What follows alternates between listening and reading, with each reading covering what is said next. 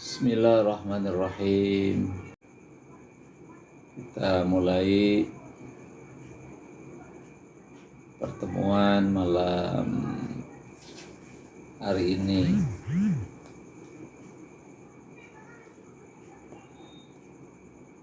dengan menyebut nama Allah. Semoga Allah meridhoi perjumpaan kita pada malam hari ini yang rutin kita laksanakan setiap malam.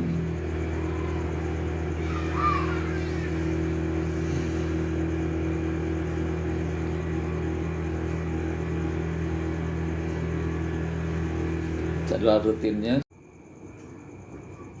sampai 21.30 ya, kita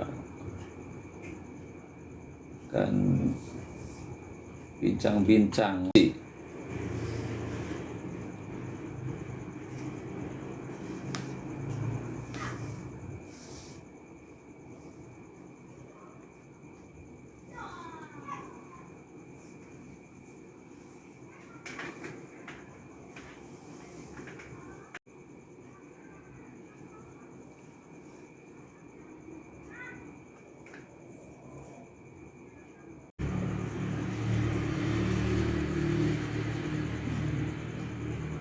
Ya, kepada para siswa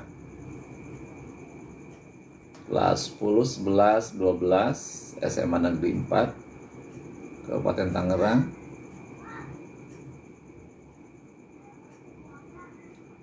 dan juga kepada siswa dari MTS Miftahul Jannah dan teman-teman rekan-rekan sahabat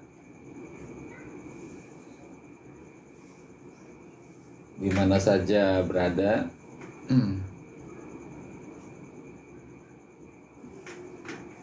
Kita akan bergabung kembali dalam kajian rutin setiap malam, ngobrol bareng setiap malam.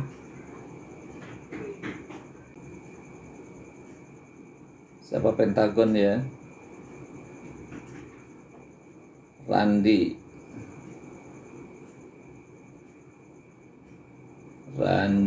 Rizky, Melda Yunalti,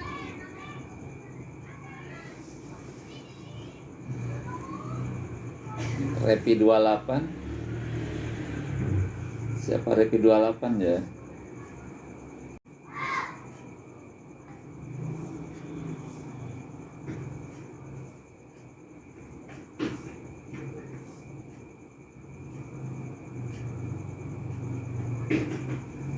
Malam hari ini insya Allah kita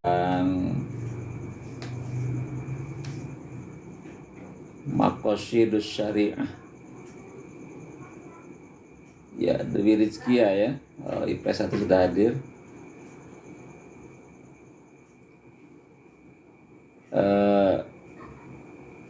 Disampaikan pada malam minggu ya, atau minggu pagi. 6 hari ke depan kita akan membahas tentang fungsi syariat Islam bagi manusia.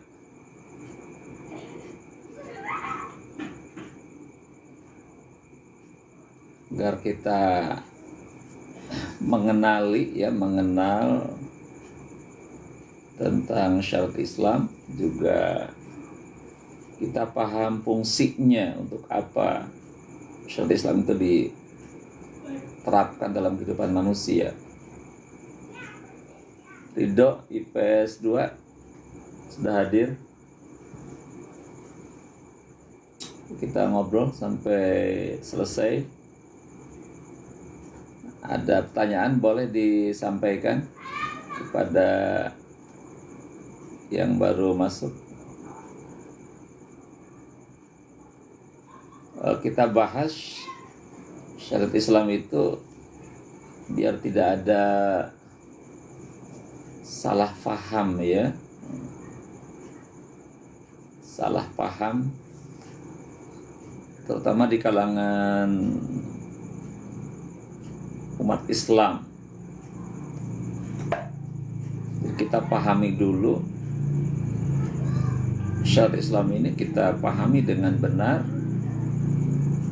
dan kita laksanakan dalam kehidupan ini. Syariat Islam itu adalah hukum aturan yang dibuat oleh pencipta alam semesta, yakni Allah Subhanahu wa taala. Ya, syariah yang dibuat, yang dirancang bukan oleh manusia, tetapi oleh pencipta alam semesta, Allah Subhanahu wa taala. Dan itulah merupakan hukum yang terbaik di muka bumi ini. Dan kita harus mengamalkannya, melaksanakannya. Karena Allah adalah yang paling tahu. Allah adalah pencipta manusia, maka Allah bukan adalah yang paling tahu tentang apa yang mesti dilakukan oleh manusia. Bagaimana cara manusia mengoperasikan dirinya, Allah. Dan satu keyakinan ya bahwa jika syariat ditegakkan, dilakukan, maka akan timbul kebaikan-kebaikan. Membuat hukum, membuat aturan agar timbul kebaikan-kebaikan, manfaat bagi manusia itu sendiri. Karena kalau tidak di masing-masing, jadi kalau manusia bikin aturan masing-masing sesuai keinginannya, sesuai pendapatnya, sesuai nafsunya, ya sudah.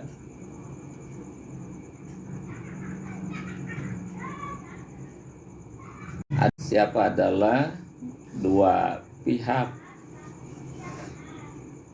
dari minal jin dan nas, dari kelompok jin dan kelompok manusia. Sikap kita bagaimana? Ya, kita jangan terjebak dengan jebakan-jebakan itu. Ya, kalau itu bisikan yang buruk, kita harus berani untuk mengabaikannya. Ya, setiap bisikan, dorongan yang buruk, kita harus mengabaikannya. Ya, nanti kalau timbul waswas yang berlebihan, timbul kecemasan dalam itu. Makanya setiap saat kita selalu berlindung kepada Allah. A'udzubillahi minasyaitonirrajim. Aku berlindung kepada Allah dari godaan setan yang terkutuk. Tadi setan itu, jin itu selalu membisikkan hal yang buruk kepada jiwa kita. Ya, alladzi yuwaswisu fi sudurin nas. Ketika dibisikkan yang buruk, kita harus berani untuk menolaknya, jangan mengikutinya, ya gitu.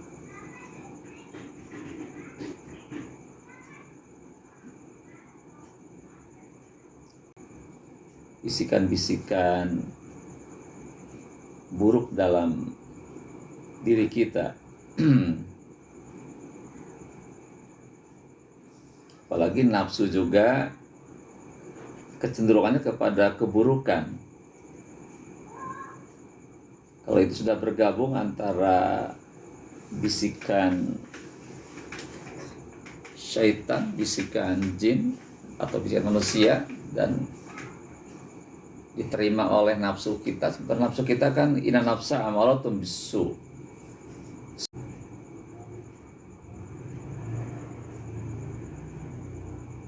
Ya gitu. Diuji, ya. Diuji dengan tadi bisikan, dorongan yang tidak baik. Kita bisa bertahan tidak? Kita bisa menolaknya tidak? Difungsikan dengan baik, akal yang didukung oleh wahyu Allah, itu sebagai tameng dari was-was dalam jiwa kita dan dorongan nafsu yang buruk. Jadi akal harus berfungsi dengan maksimal, yaitu akal yang didukung, dibimbing oleh wahyu Allah.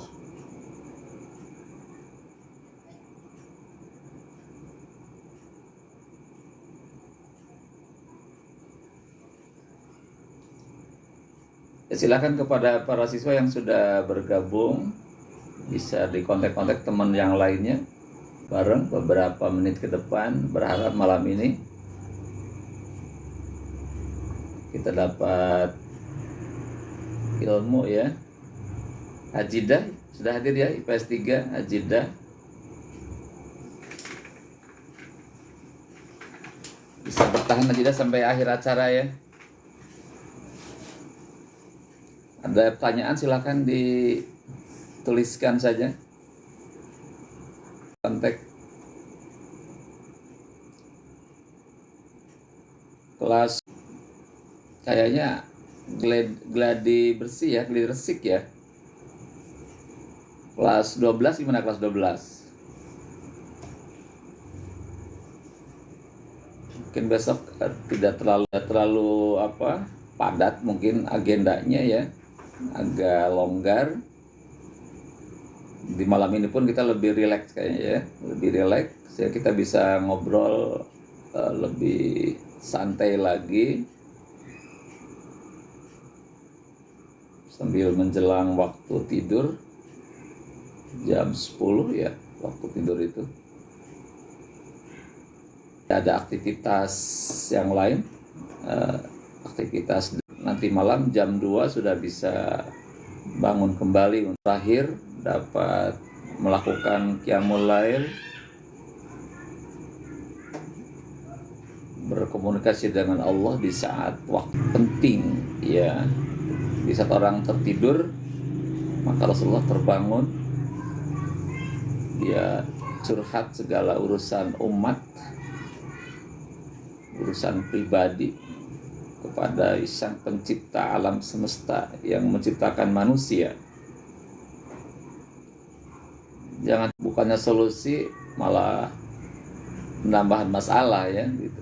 Kalau ada masalah, curhat kepada Allah dalam waktu yang tepat,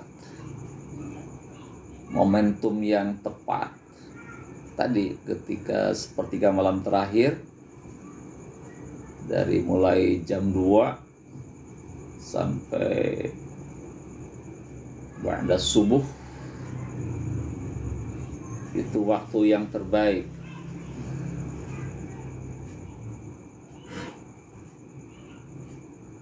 Waktu hujan termasuk waktu yang baik untuk berdoa.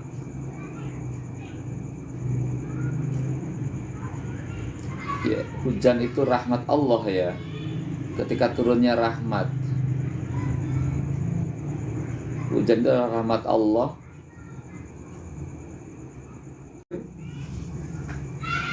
Manusia tidak akan mampu hidup sehari tidak ada air, sehari semalam itu bisa.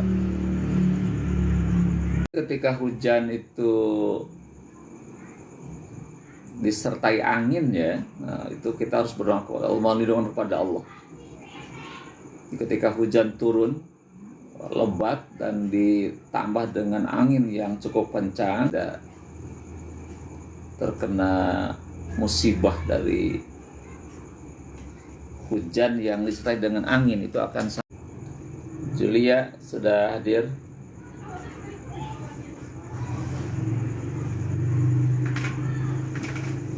Julia, Agis, mana Agis? Sudah hadir belum?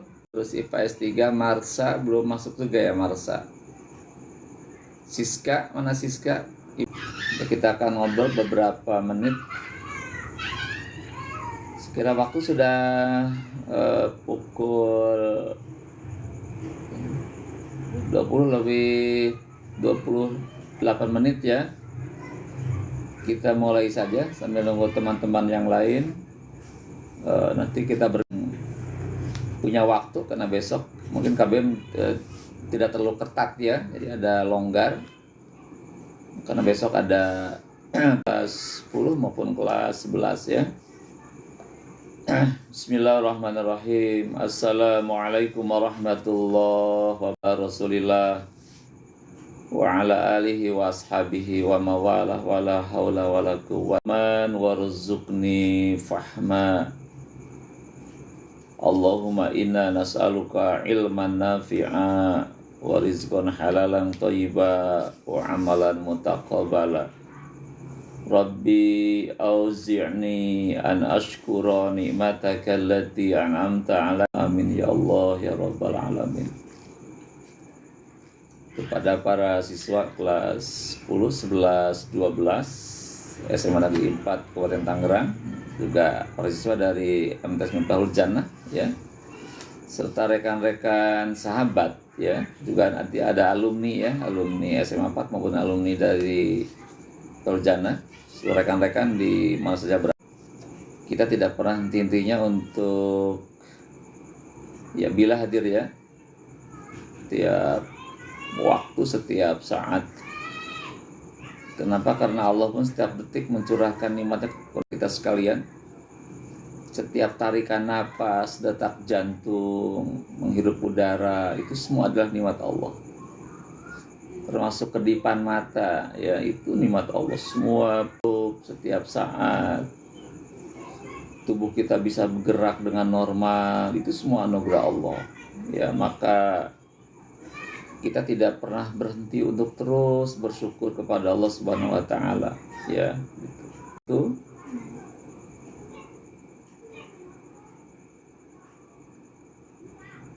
boleh nggak sholat pakai make up?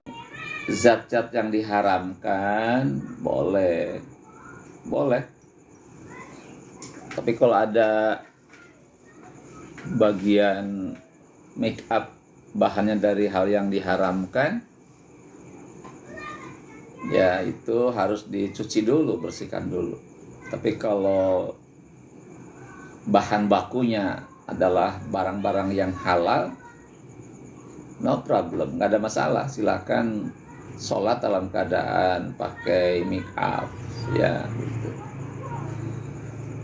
Dan juga pakai make up bagi wanita jangan terlalu ini ya, jangan terlalu berlebihan, jangan terlalu tebal, ya sederhana sajalah ya, gitu. Insya Allah kecantikannya tidak akan pernah pudar ya. Wudunya gimana ya?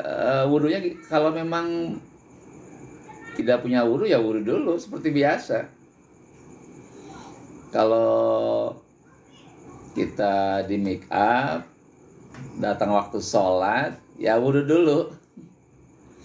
Kalau nggak wudu ya nggak sah sholatnya, kecuali sebelum di make up wudu dulu gitu. Ya, sebelum make up wudu dulu. Terus azan berkumandang, waktu sholat tiba, ya sudah, nggak usah ya harus wudu lagi, wudu dulu. Terus nanti habis sholat make up lagi gitu. Jadi kalau di make up terus sudah batal, ya sholatnya pakai make up, sah sholatnya. Tadi sepanjang make upnya adalah bahan-bahan yang najis, yang haram nempel di bagian muka. Tapi kalau ada ya dibersihkan dulu. Karena ada bagian dari dibersihkan dulu, ya tidak boleh nempel di bagian tubuh kita barang-barang yang diharamkan, nanti sholatnya tidak sah. Itu ya penjelasannya sekitar make up itu. Sekali lagi ya, jadi mari kita terus bersyukur kepada Allah. Dan syukur yang utama itu bukan sekedar dalam berupa ucapan kita. Kita bilang alhamdulillah ya Allah, ya terima kasih ya Allah. Kita banyak memuji Allah, ya gitu. Tetapi yang paling utama syukur itu adalah dengan perbuatan kita. Itu yang paling utama. Kan ada syukur dengan hati, ya, meyakini bahwa semua nikmat anugerah Allah, maka berzikir kepada Allah. Yang kedua, syukur dengan ucapan, banyak memuji Allah. Alhamdulillah ya Allah, alhamdulillah, itu dengan ucapan. Tapi itu belum cukup. Pertama adalah dengan perbuatan kita. Dan syukur sendiri artinya adalah menggunakan nikmat sesuai kehendak pemberi nikmat. Itu syukur. Menggunakan nikmat sesuai tangan Allah ciptakan ya untuk bekerja yang baik-baik. Itu syukur. Susah lupain mantan. Kenapa susah tuh? Memang tidak yang lebih baik. Dunia tidak selebar daun kelor. Banyak yang lebih baik lagi. Karena kita baru kenal satu orang, seakan-akan dia yang terbaik. Padahal kalau kita mengenali yang lain, ada yang lebih baik. Ya, simpanlah mantan di tempatnya.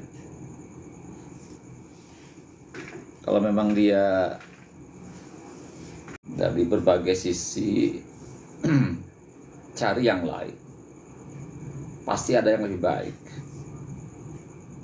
Kalau kita mencarinya dengan sungguh-sungguh, insya Allah kita akan dapat yang terbaik dalam hidup ini. Baik, untuk kajian malam hari ini, ya 6 hari ke depan, seperti saya sampaikan di pertemuan malam minggu kemarin ya, kita akan membahas tentang fungsi syariat Islam. Kenapa Allah menentukan fungsi ya, ada 6 fungsi. Fungsi pertama pernah kita bahas pada malam minggu itu adalah hifdzuddin, memelihara agama. Jadi syariat Islam itu, hukum Islam itu diturunkan kepada manusia, kepada kita semua, yang tercantum di dalam Al-Quran ya, dan hadis. Tujuan utamanya adalah untuk memelihara agama, agar agama itu eksis, tetap ada di dalam jiwa kita, ada dalam keluarga kita, ada dalam masyarakat kita, ada dalam bangsa kita, ada di planet bumi ini. Makanya Islam itu disampaikan, diturunkan hukum Islam itu agar agama itu terjaga dengan baik. Dengan cara bagaimana? Adalah dengan cara kita memahaminya, dan kepada kita ada kewajiban itu agar agama terpelihara dengan baik. Jadi kalau yang diperintahkan itu dalam agama ditinggalkan, bahwa agama akan lepas dari diri kita. Jadi ketika Allah menyuruh sholat, kemudian kita nggak sholat, itu agama akan hancur, akan rusak, akan runtuh, akan lepas. Kalau agama lepas, iman lepas, itu namanya murtad ya gitu. Jadi perintah Allah dalam Islam ini yang termaktub di dalam rukun Islam, dari mulai bersyahadat, terus sholat yang tertib, yang baik, berzakat, terus berpuasa, terus haji sebagainya, ditambah dengan perintah-perintah muamalah, hubungan antara manusia, itu semuanya adalah untuk menjaga agama dalam diri kita. Kalau itu ditinggalkan ya agama itu akan lepas dari diri kita ya gitu.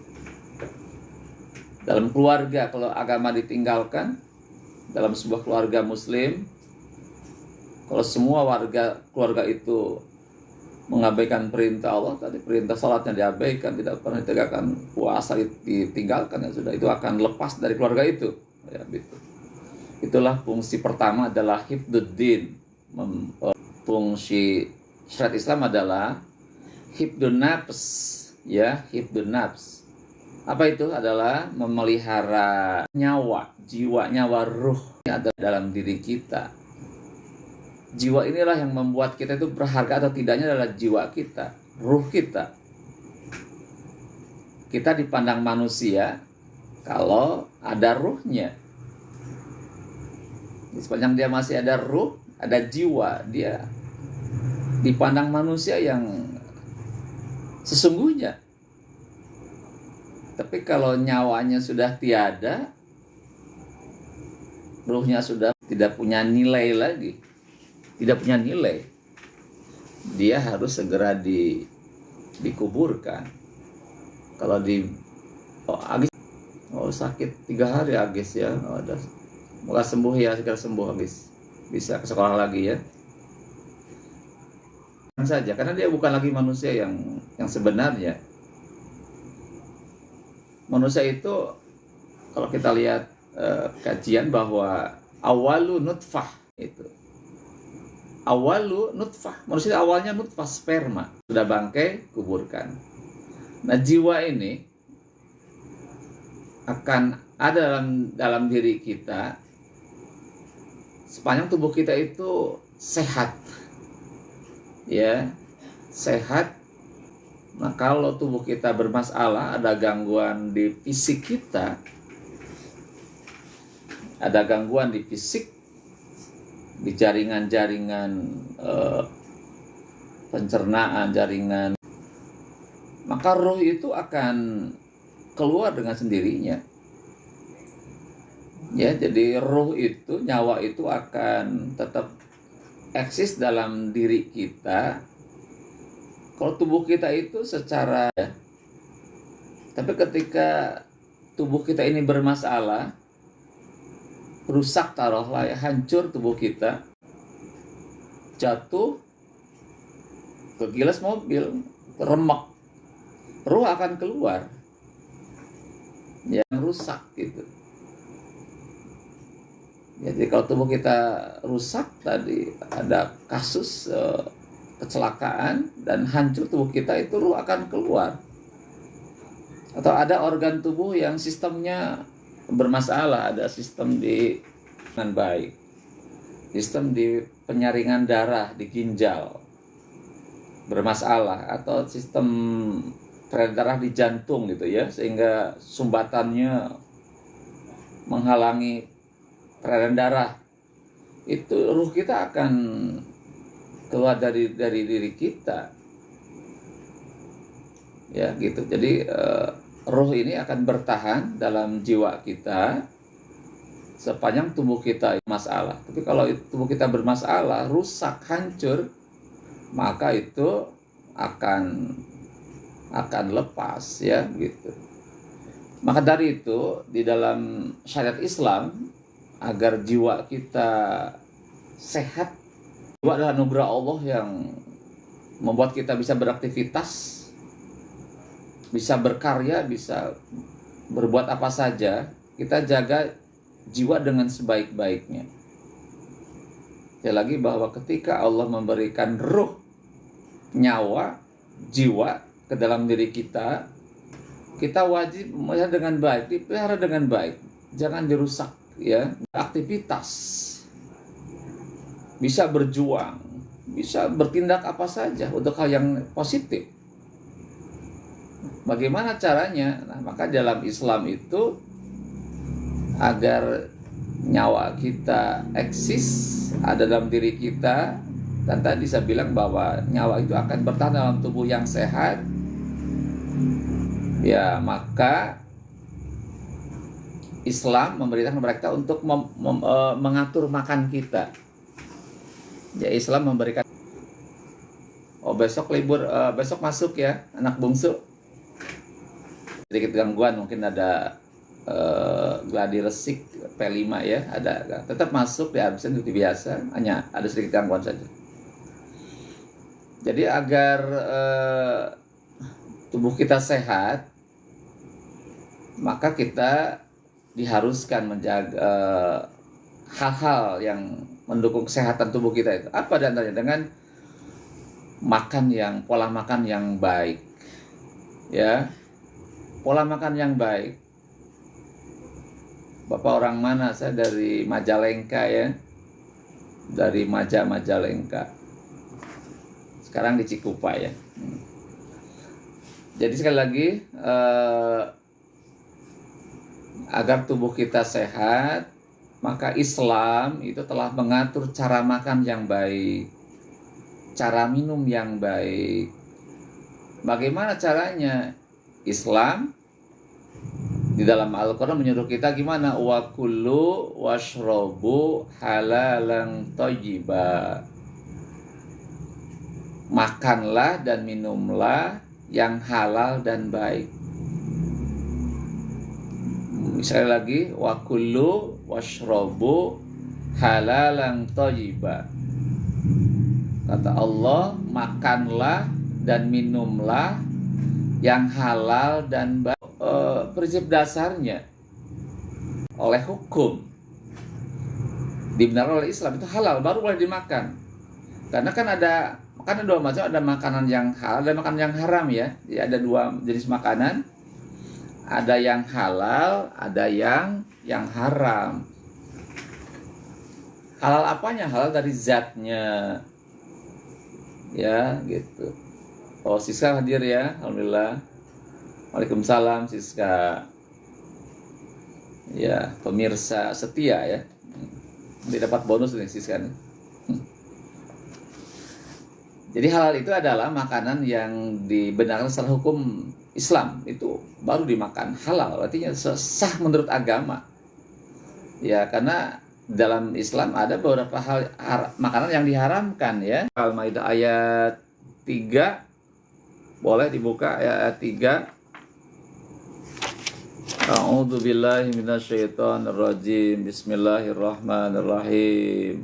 Silakan dibuka Maidah ayat yang ketiga.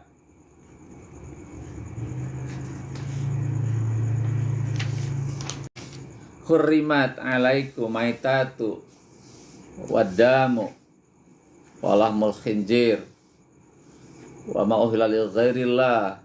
Terus sampai selesai. Tuh, hati-hati ya dengan ayat ini. Artinya ayat menjelaskan tentang hal yang diharamkan. Hurrimat, diharamkan, alaikum, bagi kamu, al-maitah, bangkai. Tuh, bangkai dimakan itu berbahaya. Kalau sudah mengandung racun, apalagi itu mengandung zat itu berbahaya, maka jangan makan bangkai. Bangkai ayam tuh ada yang namanya tiren ya. Tuh tiren, ayam yang mati kemarin itu udah mengandung zat-zat yang berbahaya, nggak boleh makan bangkai. Kedua, wadamu, darah, itu apalagi darah itu berbahaya, nggak boleh minum darah. Walamul khinzir, dan daging babi ya, bukan daging baby, daging babi nggak boleh. Wa ma uhilla li ghairillah, dan hewan yang disembelih bukan atas nama Allah. Hewan yang disembelih bukan atas nama Allah. Terus itu hal yang diharamkan. Itu kalau dilakukan jadi boleh yang halal dulu. Kalau yang haram jangan dilakukan. Pasti kenapa Allah mengharamkan, pasti ada masalah di situ. Di orang Islam hanya boleh makan yang halal-halal saja. Silakan dibuka di fikihnya ya, fikih makanan itu. Jelas sekali mana yang halal, mana yang haram. Kalau haram jangan dimakan, nggak boleh. Yang penting suka, yang semi suka, kemudian kita main sikrobu, makan dan minum yang halal dan baik. Halal artinya dibenarkan oleh hukum, nggak boleh. Dan sekarang mohon jadi pemahaman bagi kita ya, informasi yang harus kita pahami bahwa sekarang kenapa banyak anak-anak SMP, kita dapat informasi bahwa di Rumah Sakit Cipto Mangunkusumo di Jakarta itu merawat anak SMP yang sudah gagal ginjal. Itu SMP sudah, kenapa? Itu pola makan minum yang salah. Apa diantaranya? Meminum minuman yang berwarna, tuh hati-hati dengan minum berwarna yang dalam kemasan, yang mengandung sanggup lagi untuk yang dalam kemasan, bisa di botol, bisa di kertas, apa itu harus hindari. Lebih aman kalau kita meminum minuman yang bening ya, minuman yang tidak mengandung warna, itu air sumur itu ya, atau air mineral, yang air putih itu tuh yang dimasak dulu gitu kan, itu sehat. Hindari yang itu. Apalagi minuman juga yang hangat ya, bangun tidur itu minuman yang hangat. esnya dikurangi, yang dingin-dingin jangan terlalu diminum, yang dingin-dingin itu berbahaya bagi lambung juga. Hindari minuman yang dingin, es itu ya kurang bagus ya. Sehatnya minuman yang anget-anget saja tuh, yang alamiah, tidak ada pewarnanya gitu. Apalagi air kelapa itu, katanya banyak manfaat air kelapa itu. Ya silakan minum, yang punya pohon kelapa itu silakan diminum, itu sangat sehat bagi tubuh kita. Karena ada semacam apa tuh, detoksifikasi ya. Bisa menetralkan racun-racun dalam tubuh kita dengan minum itu seperti itu. Itu adalah Quran yang berbicara, fikih berbicara tentang manfaat makan minuman yang halal dan baik. Kasus-kasus sakit berat itu karena dari pola, kata Nabi, semua penyakit berasal dari makanan. Itu kata Rasulullah. Semua penyakit itu berasal dari makanan. Makanan yang baik, yang sehat, tidak dijaga dengan baik, ya, tidak asal masuk saja, yang penting enak, ya, enak, lezat, itu, yang penting enak dimakan, tanpa mengabaikan, tanpa memperhatikan dampaknya, itu akan berbahaya bagi tubuh. Setiap malam suka hadir ya. Terima kasih sudah bergabung. Yang itu jadi pola makan harus dijaga baik. Itu ruh kita akan baik, tubuh kita akan sehat. Kalau tubuhnya sehat tadi, ruh kita akan bertahan dalam tubuh kita. Tapi kalau kita sakit dengan pola makan yang salah, pola minum yang salah, awas, hati dengan miras tuh. Hati-hati ya. Jangan berbahaya bagi tubuh kita. Itu bisa merusak organ tubuh di lambung, usus, ginjal, ya, gitu. Tia baru hadir karena itu ya, Biskorkom 45 ya, gitu. Awas minuman, hati-hati, kan? Tadi minuman keras, tidak hanya tadi minuman yang mengandung warna, pengawet, mengandung apa, zat yang berbahaya, ya. Juga tadi ada minuman keras kan, itu bisa merusak tubuh. Tapi bisa merusak lambung, ginjal, jantung, itu rusak. Itu maka jaga, kita boleh minuman keras. Karena sekarang banyak contoh ya akan sehat itu. Hadirin, jadi sekali lagi bahwa untuk menjaga nafs ini, menjaga jiwa itu, ya, Al-Quran memerintahkan kepada kita untuk menjaga tubuh yang sehat dengan cara apa? Dengan cara makan, ya, dan yang halal dan baik. Wa kullu washrabu halalan thayyiba. Maka dengan pola makan, pola hidup yang baik, yang sehat, pola makan yang halal dan thayyib, mengandung zat yang dibutuhkan oleh tubuh kita dan menghindarkan yang merusak tubuh kita, makan dan minum itu, maka tubuh kita akan sehat. Tapi kalau itu diabaikan, pola makan minumnya segala bers tanpa memandang hal yang sakit, dan ruh kita akan lepas dari diri kita. Makanya Islam tadi mewajibkan, meriakkan kepada kita untuk makan minum yang baik gitu. Itu satu perintah Allah dalam syariat Islam terkait untuk menjaga nyawa agar tetap eksis dalam diri kita. Terus yang kedua, karena nyawa itu adalah hal yang sangat berharga dalam hidup ini. Nilai manusia kan ada dalam nyawanya ya. Tadi saya bilang di awal kan, nilai manusia ada dalam nyawanya. Kalau nyawa tidak punya ruh, kita jenazah, nama itu harus dikuburkan. Jadi nilai kita terarah pada ruh kita. Nah, kalau sudah tidak ada ruh, maka kita bukan lagi yang sempurna, yang sebenarnya, ya gitu. Makanya kita wajib menjaga ruh kita. Nah, terkait dengan itu, melarang untuk membunuh nyawa manusia. ya, dalam Islam itu dilarang membunuh, ya. Wa may yaqtul mu'minan fajazahum jahannam khalidan fiha. Barang siapa orang membunuh orang mukmin dengan disengaja, maka bahasanya adalah neraka jahanam. Ada larangan membunuh nyawa manusia, ya, tidak boleh membunuh karena nyawa itu sangat penting. Nah, maka Islam pun menjelaskan tentang ketentuan sangat pentingnya nyawa manusia itu harus diberi hukuman yang sangat berat. Ya, kita lihat silakan Al-Qur'an surah Al-Baqarah ayat 178, silakan. Kita dilihat Al-Baqarah 178 dan 179. Ya ayyuhalladzina amanu kutiba alaikumul qisas fil qatla. Ayatnya itu sampai selesai.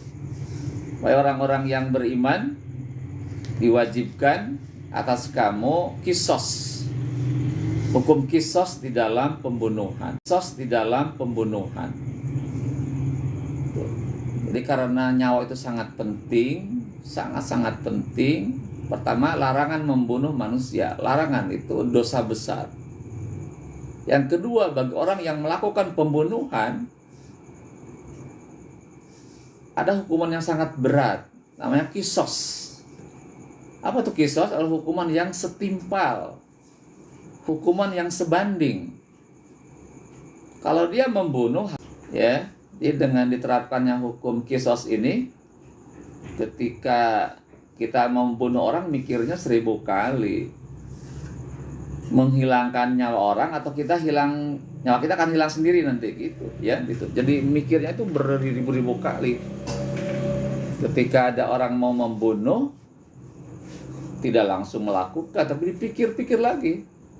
Karena dengan membunuh orang lain, kita pun siap untuk dibunuh lagi oleh hakim nanti, oleh pemerintah yang melakukan pembunuhan itu.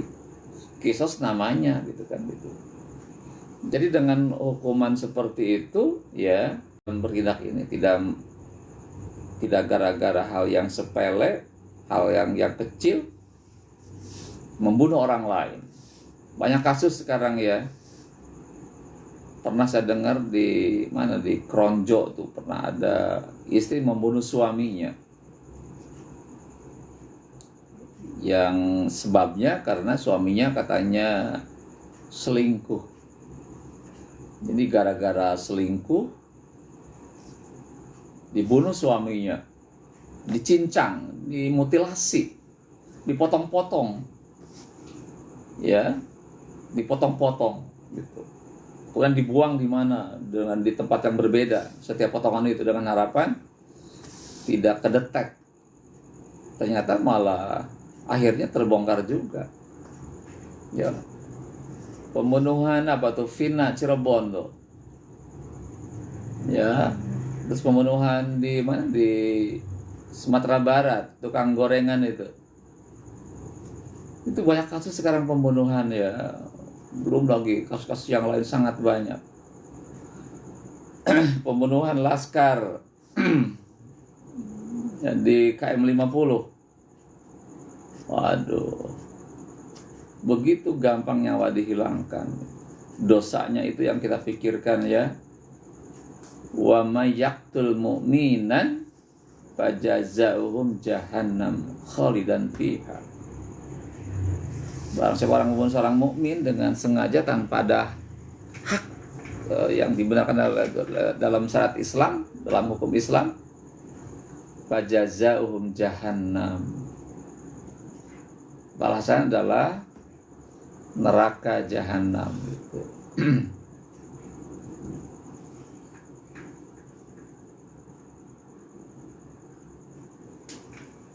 Tidak percaya adanya Tuhan. Kenapa tidak percaya Tuhan? Itu wajib hukumnya, ya. Ateisme itu kan tidak adanya Tuhan, ya. Ya, tidak percaya adanya Tuhan. Beralam ini ada karena adanya Tuhan, adanya Allah. Kita wajib mengimani Allah. Kan ini rukun iman. Kalau tidak mengimani Allah berarti dia tidak beriman, kufur namanya, kafir. Kebanyakan belajar filsafat sampai enggak percaya Tuhan. Makanya kalau belajar filsafat itu harus kuat akidahnya.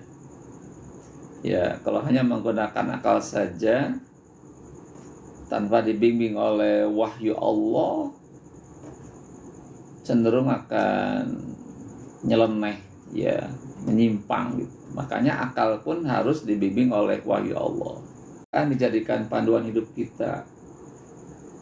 Karena ada kalanya akal tidak bisa menembus hal yang gaib, yang metafisika itu nggak sanggup akal itu, karena akal hanya bersifat nampak nyata, itu wilayah akal. Tapi kalau udah masuk gaib itu akal sudah mentok di situ. Makanya untuk kan ini Al-Qur'an. Nanti Al-Qur'an menjelaskan siapa pencipta alam itu, siapa pencipta langit bumi itu.